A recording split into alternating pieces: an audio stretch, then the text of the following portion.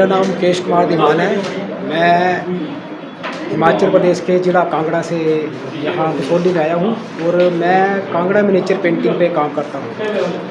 और आज तक मुझे कांगड़ा मिनिएचर पेंटिंग पे काम करते हुए 36 वर्ष का अनुभव है।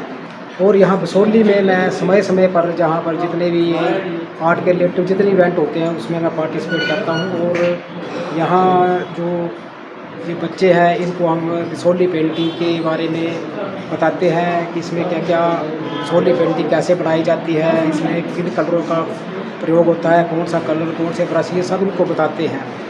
और मैं आज तक कांगड़ा मिनिएचर पेंटिंग में मैं काफ़ी कम से कम तकरीबन 4-5 हज़ार चित्र बना चुका हूँ। और 2014 में मुझे राष्ट्रपति पुरस्कार से भी सम्मानित किया गया है। आज तक तकरीबन हमने 250-300 तकरीबन स्टूडेंट्स को सिखाया है और जिसमें 20-25 और तकरीबन 50 स्टूडेंट के लगभग जो है हमारे पास अभी कांगड़ा मिनिएचर पेंटिंग में काम कर रहे हैं और बसोली पेंटिंग में भी काम कर रहे हैं। तो ऐसा है कि अगर मैं अपने बारे में बताऊं तो सन 88 से जब हमने कांगड़ा चित्रकला का काम शुरू किया था तो मात्र 2-3 आर्टिस्ट थे जो इस कला पे काम करते थे।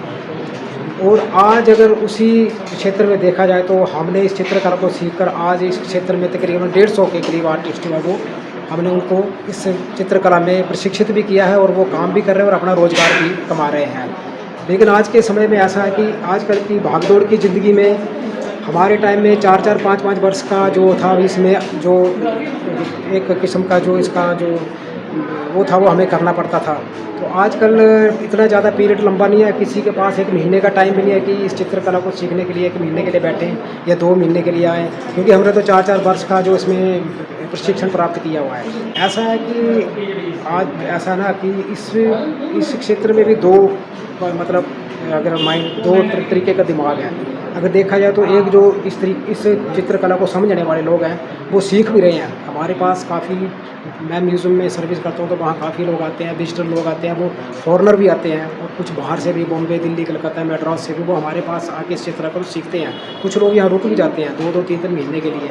लेकिन कुछ लोगों की सोच जो है कि हमें जी ये नहीं, इसमें ज़्यादा टाइम लगेगा, ये बैठना ज़्यादा पड़ता है, ये वो, तो मतलब ये थोड़ा नैरो माइंडेड जो है वो उनको थोड़ा फिर उसमें घुमा सकता है। क्योंकि आज जो फिर हमारे पास में फिर से वही उसी बात पे आता हूँ कि हमारे पास जो तकरीबन बच्चे काम कर किया या सीखा है वो आज अपनी आजीविका कमा रहे हैं। और इसमें सबसे बड़ी बात है कि ये पेंटिंग बनाना जो है पेशेंस का काम है। अगर वो पेशेंस के साथ अगर लगा रहेगा तो काफ़ी कुछ है। जो हम ज़रूरी नहीं है कि उसमें आप मिनिएचर पेंटिंग ही बनाइए, उसमें कुछ और विषयों पे भी काम कीजिए, फोक में कीजिए आप, और जो ऑयल में कीजिए, कैनवस पे कीजिए, मतलब हर जगह में अलग अलग काम कीजिए जिसमें कि रोज़गार के जो है कि ये है इसमें। मैं तो युवा पीढ़ी को ये कहना चाहता हूँ कि कला क्षेत्र, कला जो है एक भगवान की जो सबसे बड़ी देन है और कला का कोई अंत नहीं है। इसको सीखें और इसमें अपना भविष्य बनाएं। और ज़रूरी नहीं है कि रोजी रोटी के लिए इसको किया जा सकता है, अपने हॉबी के लिए भी किया जा सकता है। लेकिन आजकल के इसमें तो खैर रोजी रोटी तो जरूरी है।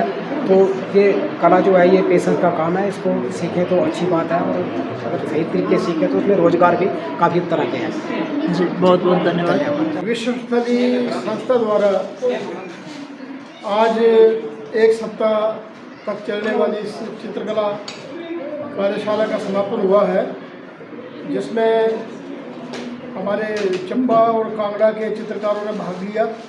और बसोली में जो विश्व स्तरीय संस्था के अंतर्गत जो स्टूडेंट्स बसोली पेंटिंग सीख रहे हैं उनके साथ हमें 1 सप्ताह तक एक साथ काम करने का अवसर मिला। तो इस दौरान हमने महाकवि जयदेव की जो संस्कृत की कविता है गीत गोविंद, उस पर आधारित चित्रों को हमने बनाया है, जिसमें राधा और कृष्ण के रोमानी विषय चित्रित किए।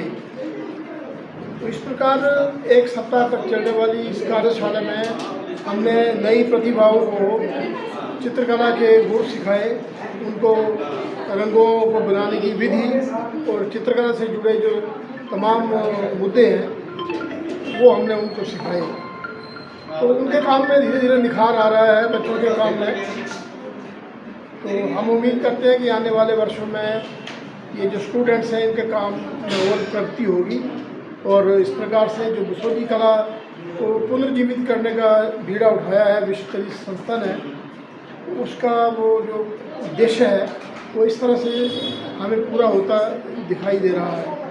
मैं उम्मीद करता हूँ कि भविष्य में भी इस प्रकार के कार्यक्रम का आयोजन होता रहेगा और हम स्टूडेंट्स के साथ गुरु शिष्य परंपरा के तहत ये कार्यशालाएँ जारी रखेंगे। धन्यवाद।